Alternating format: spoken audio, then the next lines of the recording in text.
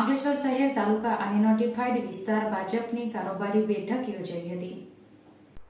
આગામી લોકસભા 2024ની ચૂંટણી તૈયારીઓના ભાગરૂપે ગુજરાત પ્રદેશ ભાજપની બેઠક બાદ જિલ્લા કારોબારી બેઠક આજે અંકલેશ્વર વિધાનસભા 4 મંડળની કારોબારી બેઠક ધારાસભ્ય ઈશ્વરસિંહ પટેલ, જિલ્લા ભાજપ પ્રમુખ મારુતિસિંહ અટોદરિયા, પ્રભારી અશોકભાઈ પટેલની અધ્યક્ષતા હેઠળ શારદા ભવન ટાઉન હોલ ખાતે યોજાઈ હતી, જેમાં પાર્ટી કાર્યક્રમો અને વિકાસના કાર્ય ચૂંટાયેલા સભ્યો અને સંગઠનના હોદ્દેદારો દ્વારા લોકો દ્વારા સુધી પહોંચાડી ભાજપની વિચારધારા સાથે વધુમાં વધુ લોકોને જોડાવા માટે હાલક કરવામાં આવી હતી।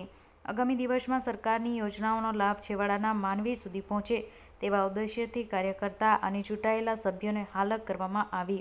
જે લાભાર્થીઓએ સરકારી યોજનાઓને લાભ મેળવ્યો છે એવા લાભાર્થીઓને મુલાકાત કરવાની એવી ઉપર સૂચના આપવામાં આવી હતી, તેમજ લોકસભાની ચૂંટણી પૂર્વ દરેક બૂથને મજબૂત કરવાની યોજનાઓ બનાવી ઘરે ઘરે સંપર્ક કરવામાં આવશે। આ પ્રસંગે જિલ્લા ભાજપ મહામંત્રી વિનોદભાઈ પટેલ અને મંડળના પ્રમુખો, સંગઠનના હોદ્દેદારો અને ચૂંટાયેલા નગરપાલિકા સભ્યો, તાલુકા પંચાયત સભ્યો, જિલ્લા પંચાયત સભ્યો હાજર રહ્યા હતા। આજ રોજ અંકલેશ્વર ખાતે ભારતીય જનતા પાર્ટીની મંડળની બેઠક યોજાઈ હતી।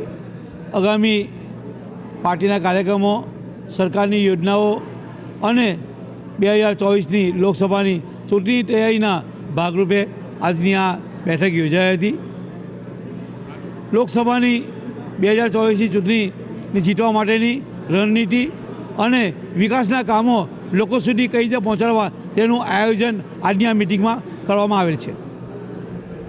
અંકલેશ્વર મુકામે આગામી લોકસભાની તૈયારીના ભાગરૂપે